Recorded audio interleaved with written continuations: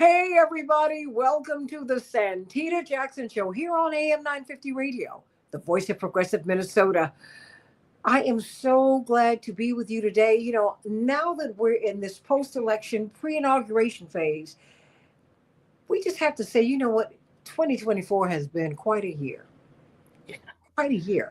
So much has been revealed. So much of the quiet conversations are now they've been given a megaphone.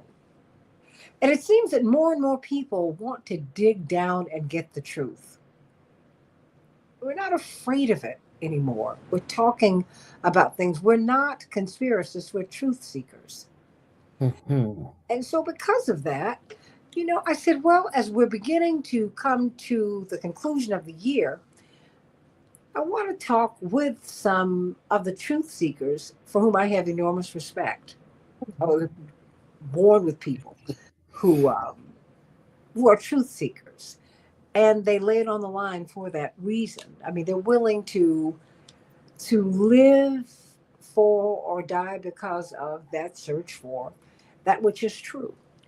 And so, several years ago, I read a book that really that resonated with me so deeply. I've, like so many people, have followed these Kennedy assassinations because my parents did not just march with Dr. King, they worked for him for the princely and princessly sum of $75 a week that my father and mother had to raise. And my father was pulled from a full scholarship at the University of Chicago, no mean feat for anyone, while he was getting his master's in divinity, because Dr. King said, you know what? I can teach you more about theology than you could ever learn in that seminary. And thanks be to God, he went with him in the last 2.5 years of his life just to work with him directly. That having been said, I've just seen some things. And the first time I saw someone point a gun, I've shared with you, at my father, what I assumed was loaded, I was about 5. Hmm. I came home very shaken, and my father, held me, well, really throughout the rest of the day because he knew it was a devastating thing for me to see. And as I shook and cried, my mother said, "Stop your tears, honey." She said, "I don't need tears, I need a witness. If anything like this happens again, I need you to look, baby, I need you to look around." For some people, that might sound harsh, but Malcolm X's children witnessed their father's murder. I know Otzlo was not 10. I know Mrs. Malcolm X, Dr. Betty Shabazz, Mrs. Shabazz at the time, she was pregnant with twins. And these are shattering events. But I asked my mother, I don't know how you all got through the 60s. I just don't know how you did it. Everybody you loved and admired, they were getting killed just right, left, and right. And everything you were doing, you knew that you could lose your life. She said, yeah, we knew that. But it was worth it if we were going to make America what it's supposed to be and the world what it's supposed to be. I said, well, what was the most shattering event? I mean, what event, like, was like the worst thing you ever experienced? And she said without hesitation, the Kennedy assassination, John F. Kennedy. I said, wow, really? She said, yeah. Because after that, everything changed. Nothing was the same. Everything came apart.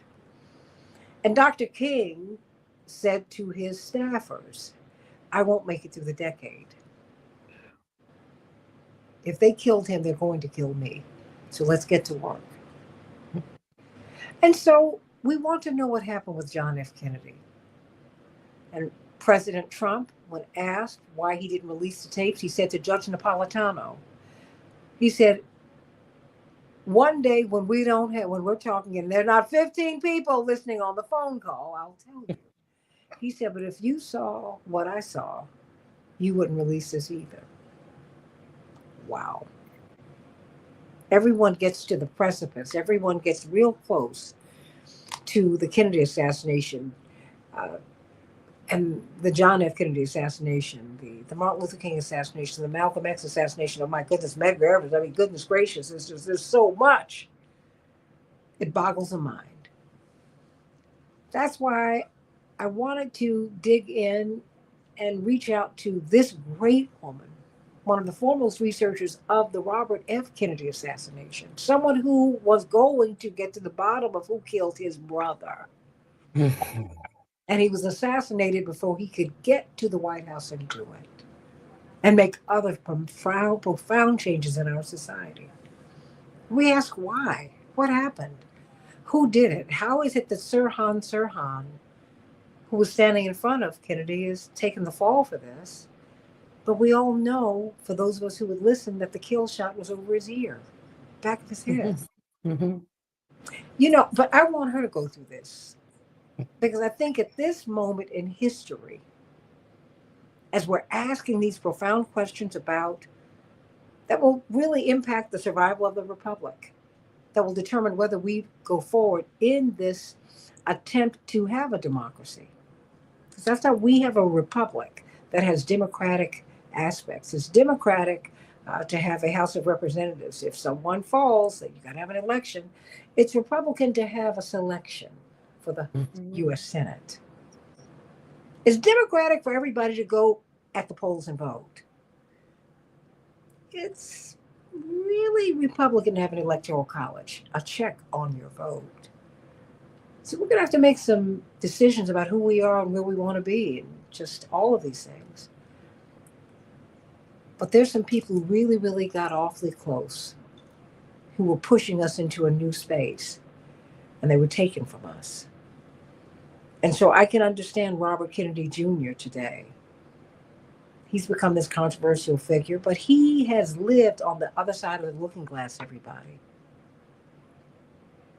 How many of us sit with our father, hear that our uncle has been killed, the president of the United States, and follow our father into his office and hear him call the CIA and ask, did you kill him? He calls the FBI, calls J. Edgar Hoover, did you kill my brother? What happened here? How did this happen? Yeah. So let's roll back the tape. Find out what happened with Robert Kennedy. We've not examined that horror enough. Amen. And it was a horrible, horrible event. And I think that we're becoming mature enough to really look at it and to find out what happened. I had the opportunity to meet Robert Kennedy this past summer at an independent presidential forum where I sang the national anthem. And I made my way to him, and he had a lot of security. I said, I'm Reverend Jesse Jackson's daughter. And I don't say that often. But as I said that, he turned around, he whipped around, he said, and he made his way through his security. He said, hi, how are you? I said, I want you to know I'm praying for you. And we owe you so much. He said, but we owe your family. I said, oh, but we owe yours. And my mother and father wanted me to tell you that. He said, but we owe you. Okay, we owe each other. I get it. And we all owe it to ourselves to know what happened. Because it can't happen again. It can happen again, but it shouldn't. I think it almost did happen again when Trump was shot at recently. And it happened later that afternoon after I'd spoken with him. Wow. Horrifying. You don't have to like Trump. And I don't, but I don't want him killed. I don't want anybody killed. I want people to understand that. This is not about that. This is, you don't do this to someone. So this book, and it's down over here I just moved into my place a few months ago, but I pulled it out and I gave it to my mom, and I ordered several more. It's a lie too big to fail. This is a deep dive into the assassination of Robert F. Kennedy Jr. Robert F. Kennedy Sr. Yeah. Robert Kennedy Sr. So I want you to, a lie. This is a lie. It's a lie. It's a lie. We've been told this lie so often that, we believe so many untruths about this, but it's a lie that's too big to fail. Yes. Lisa Pease, I want to thank you for your work. No, I gave a so long run up to this, but I have to tell you, This is something that moves me profoundly, and I want you to have the runway to share with us what you know and why this is so important. But first, everybody, I'm on the Santita Jackson Show YouTube channel. Please go there. I'm now on Blue Sky at Hey. Santita J. Hey, at Santita Jackson .bsky.social. I'm still on X. I'm gonna be there too. At Santita J. And the Santita Jackson and Friends Facebook page. Please go there. Everybody continues to go to Santita Jackson. Please don't go there. Go to Santita Jackson and Friends. But Lisa Pease, welcome back to the show. We tried to do this a couple of days ago, and you know what? We're cooking with hot grease tonight. And you look this hair. I love it. Thank Talk you. to me. The RFK, Robert F. Kennedy, Robert Francis Kennedy, who kind of was pushed into running for president, but we had to have him run. And I was not of majority age at all. I mean, that's a run I don't remember. I was not even in grammar school. I wasn't even in kindergarten Yeah. when he was killed. But I do remember the signs in the windows because I grew up on the University of Chicago campus, and so I grew up in that kind of atmosphere. I want to know, number one, who was he? Why was he significant? Yes. Well, first of all, he was the younger brother. How do I want to say it? He was the youngest brother Mhm. of JFK, of John F. Kennedy Sr., Oh basically. yeah. And he had helped JFK get elected. He had served as his political advisor. Before that, he'd worked briefly with McCarthy, and people used that against him and said, oh, he was part of the McCarthy communist witch hunts. He wasn't actually. Although he worked with McCarthy, he actually was working entirely on shipping scandals and uncovering data about that. And he didn't approve of what McCarthy was doing, and he finally quit because of it. Unfortunately, he had been a longtime family friend, and so Mhm. his father got him the job, saying, you get to work for the Senate, it'll be interesting and important and high visibility for you, all of which it was. And Robert Kennedy turned out to be a really good investigator because Mhm. they called it the blood trade, the ships that were sending weapons to our enemies during World War II. And they were still following up on it then in the Korean War was happening in the 50s. And they wanted to find out which of our allies were shipping weapons to Korea, to North Korea, to be used against American soldiers fighting for South Korea. So Oh he did Lord. good work there, and that kind of gave him a reputation. I think that's when he first kind of got the ruthless reputation, and then again serving as an advisor to his brother. And then when JFK was made president, he appointed Robert Kennedy the attorney general, and people cried nepotism, but he was highly qualified for that position because he But, basically worked in like the legal field for a very long time. but didn't his father, who was a very, very powerful man, who could have run for president himself, in fact, FDR feared that he would. Hmm. He said to his son, John F. Kennedy, he said, don't go anywhere without him. You need him here, Yeah. right? I Why? that anecdote I don't know, but that would make sense because Mhm. JFK was, how do I want to say it? He was a great speaker and he cared a lot, but Bobby was like the nuts and bolts man who really made things happen and who could protect him and keep people away from him because being part of a political family, everybody wants to talk to you, and you need that person who's willing to keep everybody else at bay so you can get through your day. So Mhm. that was Bobby's role. He was, brother protector basically to JFK. And he worshiped his brother. He idolized him. He disagreed with him on some things. At the start of the Vietnam War, JFK was more pacifist than Bobby was. Bobby was saying, hey, if we can use just a few soldiers and a few CIA and go in and do this counterinsurgency, maybe it's worth doing. JFK, I think, knew that was a slippery slope and didn't want to go there. And Bobby came around to JFK's position. Mhm. He quickly became, well, not so quickly, but certainly by 1990, 1963, both of them were very much on board with, we have to get out of Vietnam. This is already going south and we need to get out of there. And then, of course, JFK was. Before I do that, I just want to talk about the Cuban Missile Crisis because, of course, Mhm. Bobby played a huge role in that as well. It was literally Bobby and his brother against JFK's own chiefs of staff, the chiefs of staff from the Army and the Navy, and all the top brass people that, in some cases, and Secretary of State people JFK had appointed in some cases. But JFK and Bobby were the only two saying, no, we're not going to invade Cuba. We're going to work some sort of a deal. And what maybe they didn't know is that JFK had already opened a secret letter writing between him and Khrushchev. And we're talking about, look, our countries are very different. Our philosophies are very different. What we want is very different. But the one thing we both want is for life on this planet to continue, basically. Mhm. And so, both of them were very opposed to the idea of a nuclear escalation.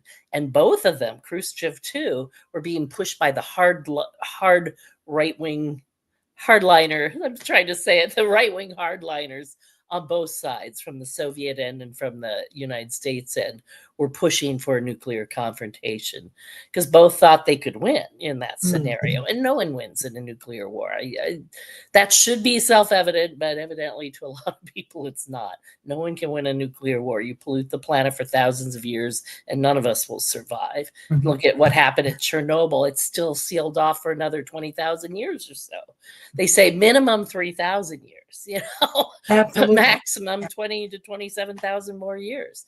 So anyway, so when JFK was killed, it was such a shock and a blow to Bobby because he not only lost the brother he revered, he lost a president he revered and trusted, and he basically lost his job, and his future. I mean, it's like his whole future just changed in an instant. It's like when somebody's wife or husband dies, your whole future just Mhm. instantly changes, and you don't know where you're going to go next because life is so different without them. And that was the case with Bobby. And he did want to run for president at some point, but not right away. And he certainly wasn't going to run in 1964. I mean, he was deeply grieving. He was really shaken. And his first call was to the CIA saying, "Did your outfit kill my brother?" And he knew, because he knew how much opposition they had in the Cuban Missile Crisis, and before that, the Bay of Pigs, and after that, of course, the run up to the Vietnam War, because Kennedy had approved advisors and had sent them helicopters, but he had not approved boots on the ground. That didn't happen until LBJ. And then that happened based on a kind of false event, which subject for another time. Mhm. But so Bobby was kind of left to carry the mantle. JFK's older brother had been killed in World War II. His plane had been shot down. That was the one who was originally going to run for president. And then JFK did run and eventually became president after being senator first. So Bobby at least thought, well, I'll go be a senator. And he was in New York and became the senator of New York. And one of his first speeches, he got up, and I don't remember now which subject it was. I'm pretty sure it was the Vietnam War. But the fact is, when you're a new senator, you don't get up and speak. You're supposed to be silent the first year. You're the junior senator, right? You don't know what you're doing yet. But he got up within, like the first or second month of being elected. And I could be wrong on that, but it was very early in his time Mhm. there, and gave a big speech. And people are like, wow, this Bobby is like not sitting down. He's not waiting. He's going after it, basically, because after his brother died, he really got more and more opposed to the Vietnam War, and he didn't want to work with Johnson. There was talk of him and Johnson running as a ticket, and both of them were like, no. They really didn't like each other, so that was not going to happen. But he didn't want to run in 68. He really wanted to wait till 72. But then, in 65, Malcolm X was killed after, Medgar Evers and JFK had been killed.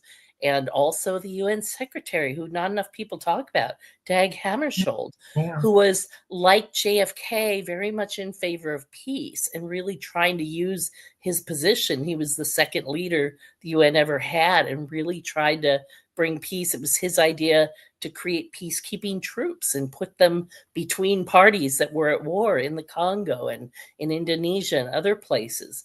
And unfortunately, unbeknownst to him, he was interfering with a lot of big money people's plans for what they wanted to do in the Congo and Indonesia and some of these other places in the world.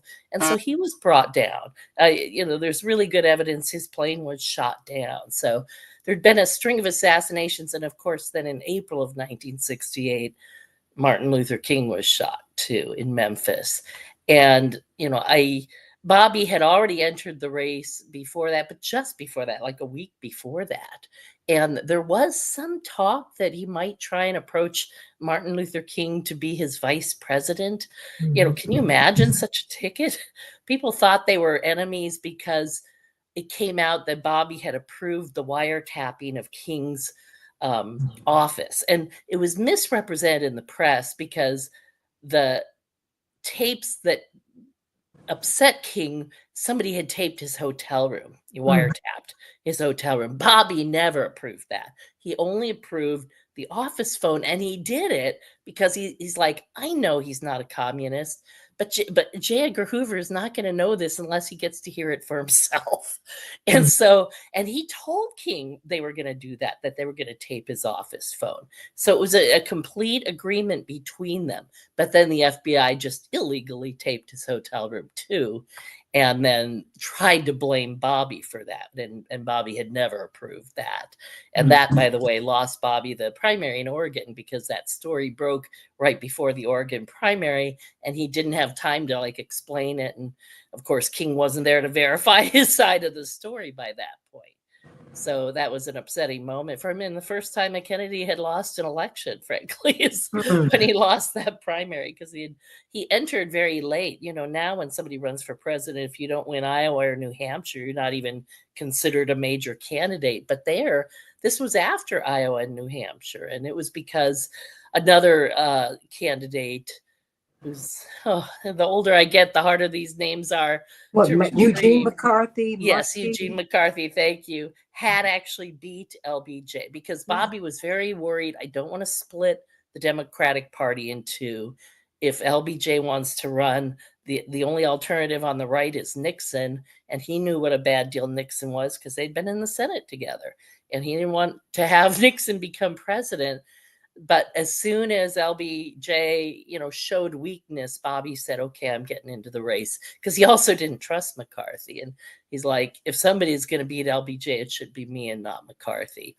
And then when Johnson heard that Bobby was getting into the race, and Johnson, I think all his life, Johnson wanted to be president. And then he gets there and he finds out you don't really get to be president. Everybody's telling you what to do. The military and the CIA are leaning hard on you and saying, do this, do that. And so LBJ, it wasn't as big a deal maybe as others thought for him to step down because he wasn't really president anyway. Bobby knew what it looked like when somebody really was president. And Allen Dulles knew what that looked like because JFK had fired him. Allen Dulles was the head of the CIA during the Bay of Pigs. And Kennedy didn't even want to bring Allen forward into the CIA. He briefly thought of putting Bobby at the head of the CIA when he took office, but he thought that would be too big a change for the country. And that Allen Dulles was a legend. He's like, you don't replace legends. But after the Bay of Pigs, he has his excuse and he got rid of him. And he did kind of have Bobby as like a lid on the CIA, keeping them from doing the Castro plots. That's another thing that the press has completely misrepresented due to one guy. There was a guy, Sam Halpern, who was a former New York Times reporter and an assistant to Richard Helms, who succeeded Allen Dulles as the head of the CIA for a time. And Halpern went around telling anyone who would listen, look, the Kennedys were pushing the CIA to kill Castro. But it wasn't true. And he knew it wasn't true, and the CIA knew it wasn't true. But they let that lie get out there because the alternative was worse, right? If the Kennedys didn't want Castro killed and the CIA was doing it anyway, that raised the very real problem that we still have today. Who really runs the country? You have to ask. If we can't get those JFK records released, if no president, not Biden, not Trump, on either side can get those files released, who runs the country? And so that's why I feel these cases are so important. They give us a window not just into the past, but into what's happening right now. Until we solve and throw blame where it belongs and hold people posthumously accountable, we cannot move on. We're still stuck in a world where we think we have a democracy and we really don't. I've called it a covert dictatorship for some time, pretty much since Kennedy was killed, because, like I said, when presidents want to oppose the CIA, I imagine they hold up a picture of Kennedy. And it's like, it's an implied threat, and Obama made reference to that when early in his regime. He's like, you don't go up against the CIA. We know how that worked out the last time somebody tried. I don't have the quote right, but you have to send him. it's out there. He did say that. Yeah, he said that. So anyway, so Bobby decides, it's him or Nixon, and he jumps full feet into the race. And it comes down to California being one of the last primaries, whether he would go on and whether he'd have a good chance of getting the nomination. Because then, as now, the people don't really pick the Democratic candidates. The party does. And I think this is one of the reasons I would love to see political parties banned, because the people should pick their representatives, especially for president. And it wasn't, based on a popularity contest. It was based on favors. It's like, I'll give you this position if you give me your vote. And, I'll give you extra funding if you give me your vote. And Bobby, being so late to the game, hadn't been working the delegates. So there was a real question of whether he could win. But New York was very delegate heavy, and he was winning, he won that. And California was, of course, the second biggest pot after that. So it was very important that he won the California primary. And if he won the California primary, there was a really good chance he would be the nominee, because the Kennedy family did still have a lot of friendships and operatives and networks in the Democratic Party. So it was a very likely scenario that he would go on to be president. So he wins the California primary. We're now at the Ambassador Hotel in Los Angeles, and Bobby gives a beautiful victory speech and calls for the end of violence and coming together, and black and white have to work closer together.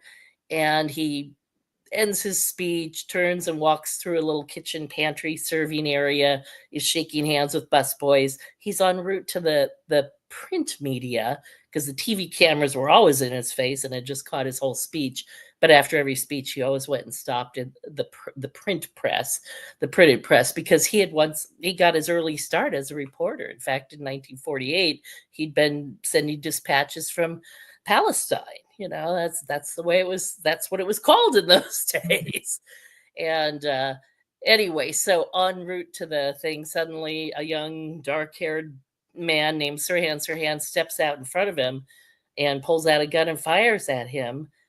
Kennedy is hit 4 times from behind at a distance of 1 to 3 inches, and the headshot right behind the right ear at a distance of, at the most, 1.5 inches. Sirhan's gun muzzle was placed by the witnesses who saw them both and could therefore judge the difference. All those witnesses said they were 3 feet apart and facing each other. So there's no way Sirhan could have made any of those shots in JFK. Now, I looked even deeper into the story and found out that when the police started looking at the bullets, not one of the victim bullets matched Sirhan's gun, not any of them, because 5 other people were shot in the pantry besides Robert Kennedy. And I believe they were shot to make it look like somebody like Sirhan had been firing, just randomly in the crowd and had gotten all these people. But in my research, I found there was another man shooting from atop the table, which was right next to where Sirhan was when he pulled out his gun. He was standing next to the table, but somebody was on the table, and 4 credible witnesses saw somebody on the table firing down into the crowd. So I am pretty sure not only did Sirhan not kill Robert Kennedy, but he didn't even wound Paul Schrade or any of the others. And it's a point of contention only because the other researchers have never really dug into the ballistics evidence. The only one I ever found who really looked into the ballistics part of it was this woman, Lynn Mangan. And she's kind of a kooky character, but full of vigorous intellectual energy. And she happened to be a neighbor of the Sirhans. And she had met Sirhan and thought he was a nice young kid and found it really strange. Like he just didn't seem the type to kill somebody. So she, started asking questions and following up. And she befriended a local criminalist, William Harper, who was in Pasadena. And Harper had been in the OSS, and a lot of his OSS buddies ended up in the LAPD. So Harper was getting some inside information. And he told her, Lynn, they switched the gun, they switched the bullets.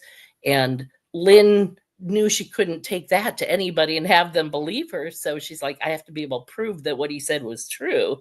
And so she started examining the bullets, and Harper had taken numerous photographs. Harper had examined the bullets in person and said clearly they came from two different guns. And, so there was a film made in 1972, I think it came out, called The Second Gun by Ted Chirac. And that got a lot of play and caused quite a stir because it brought forward the evidence that Sirhan was in front of Kennedy when he was shot from behind, and therefore he couldn't have killed Kennedy. By then, the autopsy report was out. That was suppressed. A lot of stuff was suppressed for a long time. That's the other reason people don't know much about this case, because the LAPD literally sealed the records until 1988, 20 years later. And so even if there was somebody with a serious interest, they couldn't even see the files if they wanted to. So all we had is whatever the defense team had and was willing to share with other researchers, which was very little. And I do want to talk about the defense team, because I usually use air quotes when I say defense team, because the lead attorney on that team, Grant Cooper, did all he could at the trial to sink his own client. And you really can't understand how bad it was unless you do what I did, which is read the entire trial transcript. Every time there was a little opening, instead of taking it and saying, well, then maybe Sirhan didn't, fire that shot, he would either change the subject or he would bring up something else. When the police went to him in the judge's chambers and said, look, we can't prove the bullets came from the guns that we're going to say they came from. We can't prove which bullet came from which victim. In other words, we've lost the chain of possession, which is super important to proving who shot who. You have to prove the bullets came from Sirhan's gun, or else no case. And so the police said, look, we can't prove it. And Cooper says, that's okay. I'll stipulate to whatever you want. Now, would you pay a lawyer who would do that if you're for a false charge? Well, see, I'm trying to find out. Let me stop here for a second, because you have Sirhan in front of Senator Kennedy, right? But he shot at close range from behind. Four times. Was that ever discussed? There was one member of the defense team, Robert Blair Kaiser, who told me, but without any evidence to back it up, he said, I wrote a memo to Cooper about the distance issue, the fact that Sirhan was, further away. And, because people at that point too, they were saying, well, what if Robert Kennedy just spun around? Then he'd have his back to Sirhan. The problem is, it's not like people didn't see what happened. People saw what happened. And again, there were 3 or 4 people who were watching both Sirhan and Kennedy in their vision at the moment of the shooting. And they all described it exactly the same way. And none of them described Sirhan lunging forward or Kennedy putting his, back ear to Sirhan's gun, and turning around that way. He didn't spin around until after he'd been shot. And then he did spin and fall to the floor. All right. So, anyway, Cooper, who's, doing all this work Kaiser asked Cooper about this, and Cooper basically said, look, if there's a conspiracy, how do we get our client off? Because then he's part of the conspiracy. So better not to even bring up that angle. That was his excuse.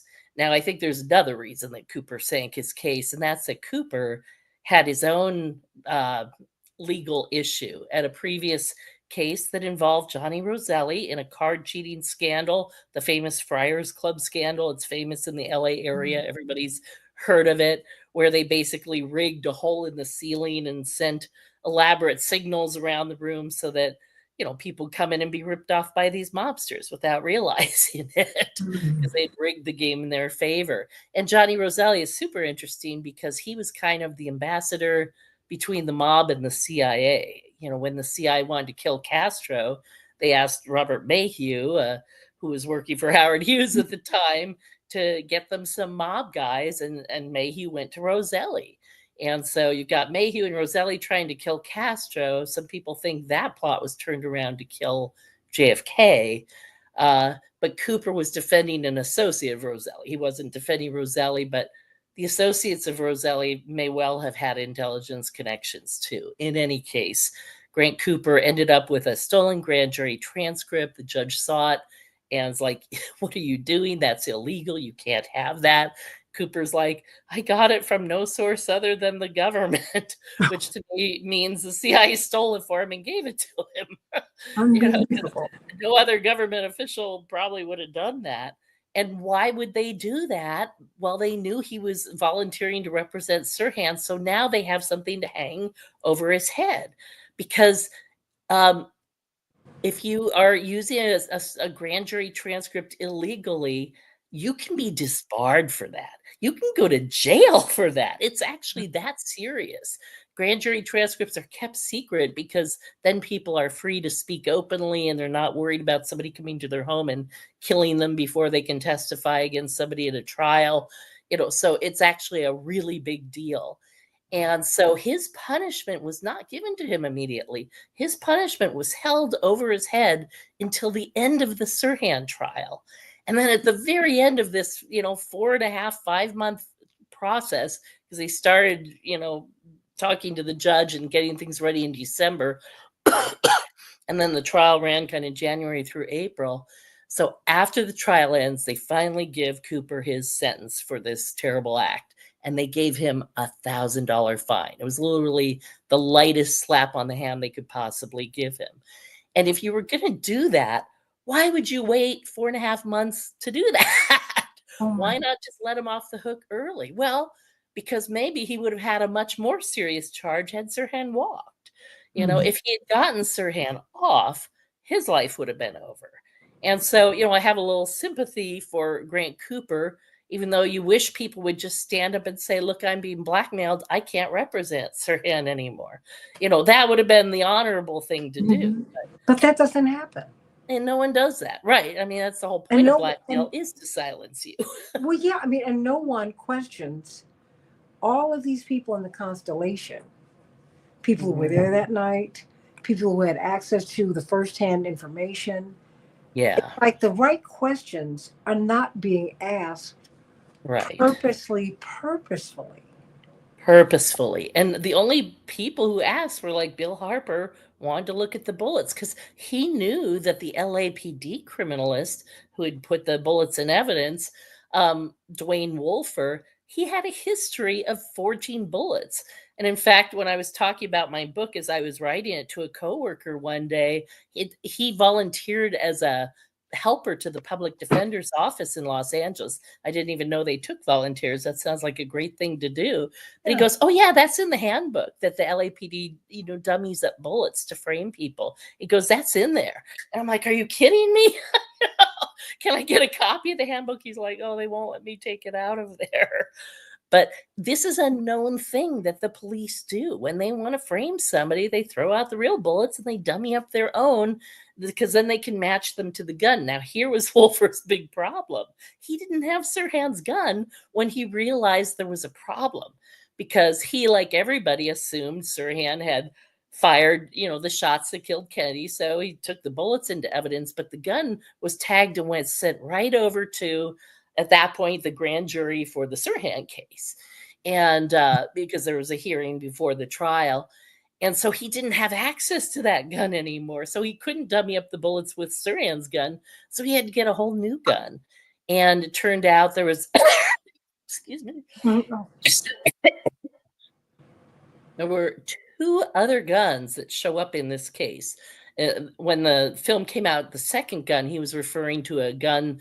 Sirhan's gun number was H53725.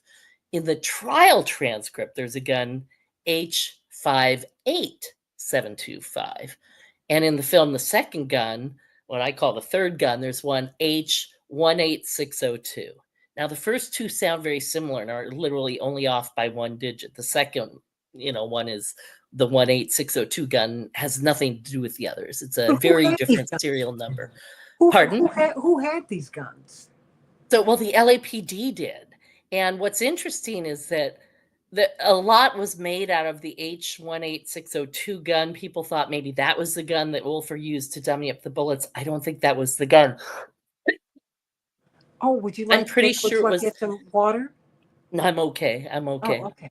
Yeah, I'm pretty sure it was the one that he brought to the trial. I think he literally brought the wrong gun to the trial. They read the gun number into evidence. And it's funny because they had a witness verify it who had said before he went to trial, I don't remember the gun number, so I wouldn't know it if I saw it. Mhm. And so he's the guy they had say, oh yeah, that's the same gun number, which I thought was also interesting. He'd already said he wouldn't know, so he's just trusting they're giving him the right gun.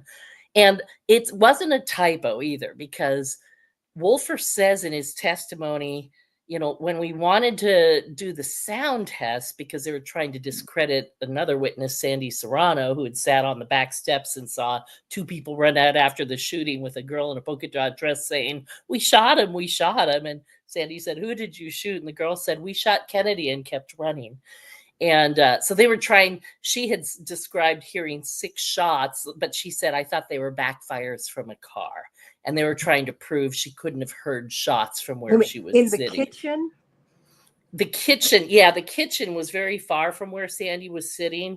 And the thing is, Sandy never said that she heard gunshots. She said right from the start they were backfires, but the police tried to make a straw man that they could shoot down and said, oh, she thought she heard the shots and she couldn't have heard the shots. But anyway, it was that gun. In the trial transcript, Wolfer said, we went and found a gun. We looked through our inventory, so it was an LAPD gun, and we found a gun with a very close serial number. So I don't think H18602 sounds like H53725. I think H58725 sounds like H53725. Well, let me ask you this, because I'm still trying to make sense of this. Yes. Sirhan, I can't get over it. Number one, ironically enough, and I thought this was some kind of sick joke. I flew out to California. I was on during the interregnum between summer school, spring semester and summer school at college. Mm-hmm. And at Howard University, our reading period is a weekend, not a week. Oh. Yeah, and the space between summer school and spring break. I mean, it's the end of the spring term, and summer school is a week. So wow. For this week, I said, "Oh, I'm going to go to California because they're wrapping up the first campaign, and my parents said you should come. It'll be great." Blah blah blah. Yeah. Then one of my girlfriends, several of them were from LA. I was going to run by their houses, pick up some of their stuff because they were like, I'm not going to go home for for that week, even though they could have. They just decided to stay in DC and go up to New York and do some things on the East Coast before summer school began. So I drive. So I'm picked up at the airport by from someone from my father's staff, and we pull up to the Ambassador Hotel. I said, so what are we doing here? Because I'd stayed at the Ambassador before, so I knew that. Yeah. I knew its history. They said, well, this is our campaign hotel. I said, what kind of sick joke is this? And I didn't say this to them. I was like, what kind of sick joke is this? Yeah. What? Did they not know? Of course they knew. Oh. I mean, all kinds of things happened to us. And I I couldn't wait to see my mother to say, hey, what? And I just asked the Secret Service, I said, please don't tell me he's going through after. Yeah, going through the kitchen. I said, we're not going through the kitchen, are we? And they said, they looked at me, and Mr. Baffa, who was head of the detail, said, no, we're not. Because, I mean, I was nervous. My nerves were raw all the time through the campaign, because he was also the most threatened candidate in history. Ugh, That yeah. point. And so he got his protection that day, but I didn't feel safe. Having studied the JFK assassination and really I started looking into the RFK assassination. Certainly, I knew Dr. King's assassination. I was like, I don't trust anybody. And Right. so I'm just trying to figure, I said all of that to say, I've been in this space before. I'm trying to Hmm. find out how any of us can make sense of Sirhan, who's in the front, now, beyond the fact that he can't remember anything. So Yeah. that speaks to something else. Right. Which we But can talk about later. Yeah. But yeah, first, but how did he he even get in that room? how Right. did he get in the room? Right. How was he in front? And then I mean, Robert Kennedy's called the name or names of people who he said they killed my dad. Yeah. He Yeah. didn't do it. They Yeah. know that he was shot from behind. They knew it. He was shot in the head. Yeah. And when Yeah. you see the photographs of the senator on the ground, God rest his soul, Hmm. he's bleeding from behind his head, not from the Exactly. front. There's So no would wounds you? in front. I And said, Sirhan's first how did? couple of shots were his first shot was wide open. There should have been a wound somewhere in the front of On the Kennedy front. if Sirhan were firing bullets. Now here's the catch. Okay. Sirhan was firing blanks. So, How although would he we had not a know clear that? shot, and because no one looked into the ballistics evidence, no one went back and tracked, the various investigations. And even in 1975, after this film, The Second Gun came out, there was a panel convened in 1979 to look at the bullets because Harper had testified and said, look, the bullets came from two different shooting positions and two different guns. They don't match. Well, the panel went and looked at a newly doctored set, I believe, and all the bullets matched each other, but they still didn't match Sirhan's gun. And I believe strongly the reason for that is that Sirhan was firing blanks. Now, there's other evidence that Sirhan was firing blanks. Eyewitnesses said in Rayford Johnson, an Olympic decathlon champion who's seen blanks fired his entire life at the start of every event, basically. And he Yeah, said it looked like a cap gun because throwing he off was, residue. and Yeah. to refresh people's memories, he was one of the premier athletes of his era. And Rosie Greer, who was a huge guy, and he was also Hmm. Football. Yeah. a huge NFL player.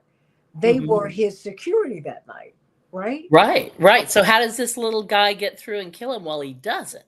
It's like a magic act. How many times have you seen the magician get into a box and then it's hoisted from the floor and suddenly the magician comes walking in from the back of the theater and you're like, but he's still in the box. How can he be here?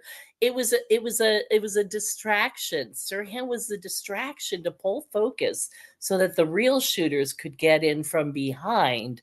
And I did say shooters plural because although there was a shooter on the table next to Sirhan firing towards Kennedy, but not at Kennedy, I believe from my research, and it's in my book, there were literally two shooters. And this is something Bobby doesn't know because he still hasn't read my book. He got it shortly before he decided to run for president. And then he kept apologizing, like, oh, I haven't had time to read it. I haven't had time to read it. And then he was like, Lisa, I'm not going to read it because now I'm running for president.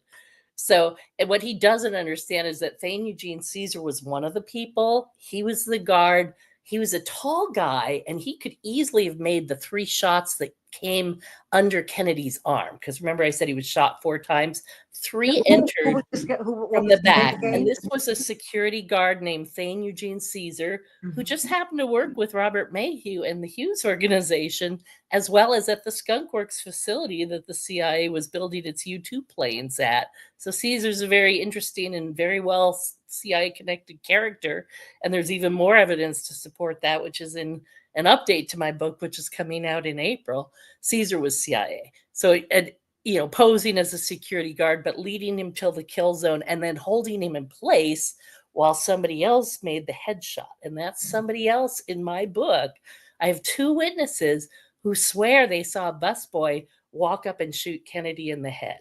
Sirhan was not dressed as a busboy and never got that close. Sirhan was in like a blue velour short and blue jeans. The guy these two witnesses saw was in a white busboy jacket.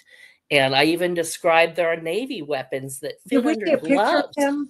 Did we see a picture of this young man on the You ground? don't see a picture of the busboy, Okay. no. But in my book, I have the two witnesses, and I had met one of them on the set of the film Bobby that Emilio Estevez put together. I Yeah. ended up talking to his researcher, and she got me into the film, and then he wanted to talk to me because he was interested in it, and he pulled me aside and showed me some of the footage. But he's like, you have to meet this guy on the set because he was in the pantry that night. And I'm thinking, he says he was in the pantry, but he probably wasn't. But it turned out this guy really was. And he was a very young reporter from one of our local radio stations. And there is audio of the radio report he gave immediately after that's still online. I'm talking about that in my update to the book that's coming out. But this guy, said, Lisa, the guy who shot him, and he thought it was Sirhan. He said Sirhan was in a white busboy outfit. He's like, I know that for a fact. I saw him walk right up behind Kitty and shoot him in the head. I'm like, well, you couldn't have seen Sirhan because he was in front and he was in a blue velour zip-up shirt and blue jeans. So that couldn't be the same guy. And he couldn't get that in his head because he'd come to believe there was no conspiracy, but he absolutely knew he had seen the shooter, and it was a guy in a white busboy suit. And I kind of wrote him off as, I think this guy's a little nuts. But that was before I found Freddie Plimpton's testimony. This is George Plimpton's wife, Freddie. George Plimpton was also CIA, by the way, one of the CIA authors, one of the media people, and who's one of the first to tackle Sirhan, coincidentally. But Freddie, his wife, she remembered a previous incident in San Francisco just a couple of weeks earlier where there had been a Chinese New Year parade. Actually, it was a couple of months earlier. But anyway, she had seen him in a parade and somebody set off firecrackers. And she had ducked like everybody else. And then she thought to herself, if those had been gunshots, what should I have done? And that goes back to what you said at the start of this whole sequence. You said you want a witness, not a griever, basically. And so she's like, if I hear shots, I need to pay attention. So in the pantry, she had been noticing these busboys talking to each other, and then when the shooting starts, she saw one of the guys that she had seen talking, she thought just normally to the other people, walk up to Kennedy and shoot him. But then the crowds parted and she saw Sirhan with a gun in his hand. Or actually, she saw Sirhan without the gun in his hand. She's like, I don't know why I didn't see a gun. Well, at one point they had taken it out of his hand and then he grabbed it back in his hand. But she thought, again, like so many people, thought they saw two different people and thought they were the same person. So she too thought Sirhan had to have been in white because that's who she saw shoot Kennedy. And I think that's just stunning. And had the police wanted to find what really happened, Yes. they would have been looking at all the busboys. They would have interrogated them all. And I talked to Juan Romero shortly before he died. And I said, please rack your brain. Could there have been anyone else there who was new that night, or somebody that you don't remember seeing interviewed, and he remembered a busboy named Henry that he didn't know that was there for the first time that night, but he didn't recall his last name. And there are other witnesses in my book that saw Thane Caesar holding Kennedy in place while the other guy shot him. So I basically have three witnesses to that. Hold that thought, everyone. We're talking with Lisa Pease. You've got to get her book, A Lie Too Big to Fail. This is the real history of the assassination of Robert F. Kennedy Jr. A Lie Too Big to Fail. You've got to get the book. And we're at a moment where we need to find out, we need to have these conversations. I think Americans really, really, really, people all over the world, but Americans in particular, our trust in the presidency, the media, the media, the legislative branch, the judicial branch of the media. We don't trust anybody anymore. That's unsustainable. Mm-hmm. And my mother said, and I'm going to stick with her, she said, when they killed John F. Kennedy, all the wheels came off. Because Americans, 80% of us trusted the government on November 21st, 1963, or November 22nd, 1230. But by 1 p.m., 80% of Americans mistrusted the government. And after the Warren Commission, that was it. We trusted no one. We're talking about this. I want you to stay right here. We're going to have part 2 of this interview with Lisa Pease. I'm so glad that she's with us today. She's going to have an updated version, more information in this new book that's coming out in the spring.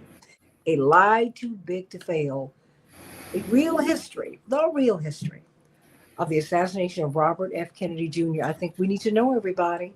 And you know what? We're going to speak to some questions that our viewers have had. Angie Williams has been asking a lot of probing questions about, in particular, why Trump thrust his fist in there and pumped his fist after he survived an assassination attempt. I will say this to you very quickly, Angie. Having lived in this space all of my life, when you step into this arena, you know that your life is something that you could lose. And when you step into it, you're willing to lose it. And I'm not saying that you have a death wish, but you say, whatever you do, just bring it on to me. I don't think any of us know what Donald Trump knows and the level of mistrust and distrust that he has about all the people around him, because he is in a bubble. I know because I've lived in a bubble all my life. And you don't know who you're talking to at any given time. And the people you know and love might start off one way, but they get compromised along the way. You just don't know. So I want us to listen to Lisa Pease because she has a lot to teach us. Because she keeps taking us through the looking glass, and that's a hard place to be. Alice in Wonderland. I mean, this ain't no Wonderland. Right. This is real land. Back with more of A Lie Too Big to Fail. The real history of the assassination of Robert F. Kennedy Sr. Let's talk about it. And maybe if we can crack these cases, I think we're going to grow. Or what a price these men and women have paid. These men in particular. They've paid such a heavy price, and we owe it to them and to ourselves to find out what happened. And when we get back, Lisa Pease, I want you to tell me why it is that the information is still being blocked. It's so threatening to. But when you come back, I want you to tell me who's threatened by the truth. Back with more of the Santita Jackson Show with our special guest, Lisa Pease, author of A Lie Too Big to Fail, the real history of the assassination of Robert Kennedy Jr. Back with more of the Santita Jackson Show here on AM 950 Radio, the voice of progressive Minnesota.